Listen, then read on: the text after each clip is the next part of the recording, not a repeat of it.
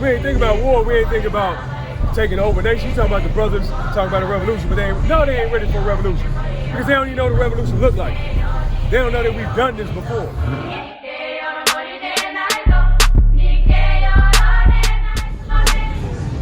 So watch this. So again, we have to get to the point where we stop. Thank you. So if you can't do that, it's gonna be hard to ever refrain from all the other stuff that's out here. It's gonna be hard to reform your mind from all the other stuff that's out here. Because what we've been doing is, like I said earlier, we don't look in the mirror. We're looking for excuses instead of just manning up. So it's my fault that I didn't know. It's not your fault that you didn't know, but this day forward, it's your fault if you don't study. What? This is the book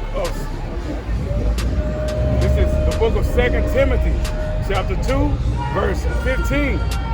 Study to show thyself approved. So you said the Christian church, take it out of context. And I heard this, okay. What did the scripture say? Study to show thyself approved unto God. Study to show yourself approved. I don't got to study for you. I study because I know what the scripture say if I don't go teach you, what's going to happen to me. I'm cool with my job and what I got to do.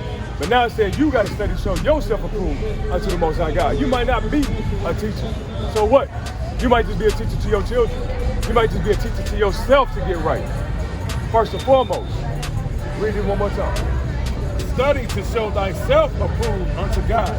A workman that needeth not to be ashamed, rightly dividing the word of truth. What does that mean? It said a workman that need not to be ashamed, rightly dividing the word of truth. Like, so if you're telling the truth, you don't gotta like flake about it. Right. Exactly. Yeah, read Revelation right quick so he can see what I mean by that flake. So, what we just read, if I'm a workman, right, it said, who need not to be ashamed. If I say, I make swords, I'm a blacksmith, I make swords for a living, right? I say I got the best sword making skills out here. I practice, I've been doing this thing. I studied these arts, I know all the history of swords. I know all the different type of blades. I know the ones that slice, I know the ones that stab, I know the ones that shatter. I know all these things, right? And they send the kings and the king's princes to me and they say, hey, the king say he want one of them indestructible swords that you say you make. If I'm a workman that need not to be ashamed, what I'm gonna do? Give me a minute. I'm gonna get the blow, I'm gonna get my fire hot. You know what I'm saying? I'm gonna pour my oil and whatever else. I'm gonna get my hammer. I'm gonna bang. I'm gonna do what I gotta do. I'm gonna present my work. It's the same likewise in the scriptures and in life. If I say something, if I study to show myself approved unto the Most High God, a workman that need not to be ashamed, rightfully dividing the word of truth, I don't have no, I'm good. So when you say, well, how do I know? I know I'm good. Now, do you know if you're good or not? That's going to be on you. You got to study. You see what I'm saying? You going to have to study. Go ahead.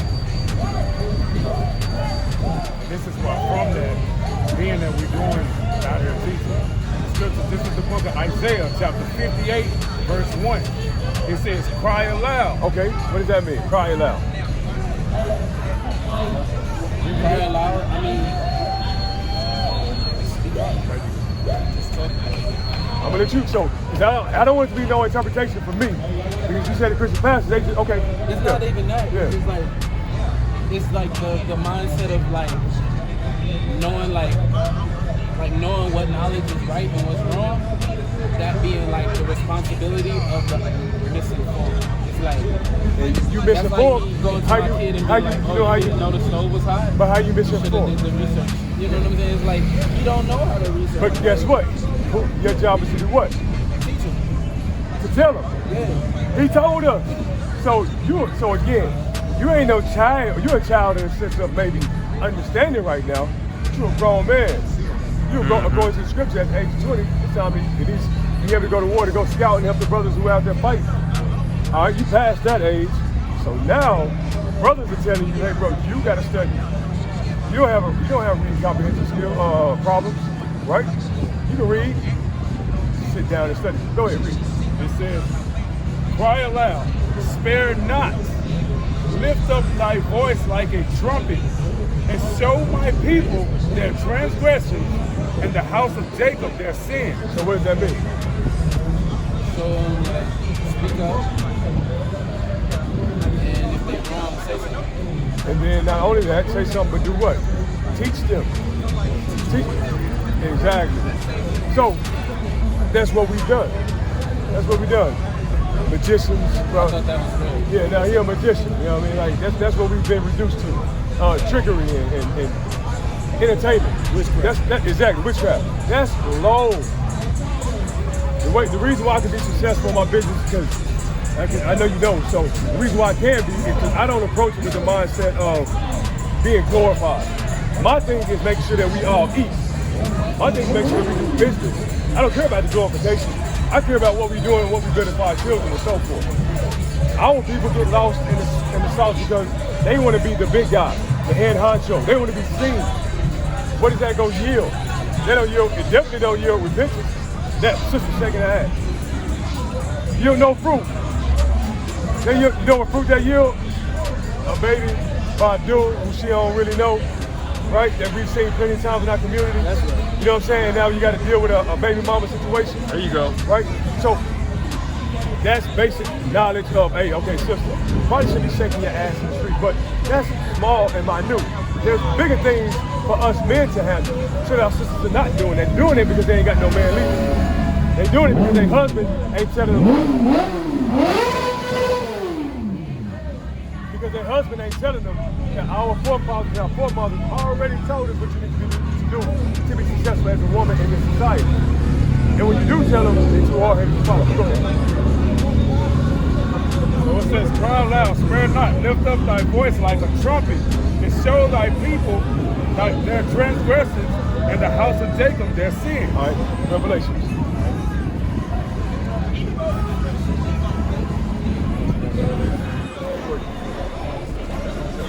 Yeah, I see what's wrong. This is the book of Revelation, chapter 3, verse 15. Go ahead. I know thy works, that thou art neither cold nor hot. So he said, I know your works. You're neither cold. You have a kid right here, bro. Back up, man. Don't talk shit, You got boy. a kid right here, bro. Don't talk shit, Hey, boy. hold on, hold on. Don't talk shit, boy. Don't call my girl no bitch. Now your bitch ass wanna be quiet now. Yeah, now you wanna be quiet now. Talk to me, don't say nothing, huh?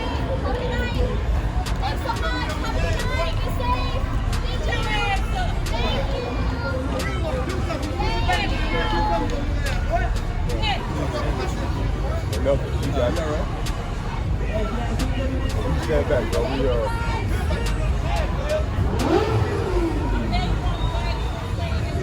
Hey, that ain't your business, bro. That ain't your business. That ain't your business. Yeah, the scripture says, meddle not in other men's matters. Yeah, All right? that's crazy. I was just reading that scripture Yeah. too. Hey, the scripture say meddle not in other men's business. You don't know what the hell they did or what that real saying. Hey, but bro, again, meddle not in other men's matters, though. All right? And then the scripture tell you, judge not unless you know the matter. So you can't be no judge in that situation. In that situation, you let the Most High do what he gonna do, bro. It ain't your fight. All right, go ahead. Read that again, Revelation. The book of Revelation, chapter 3, verse 15. Go ahead. I know thy works, that thou art neither cold nor hot.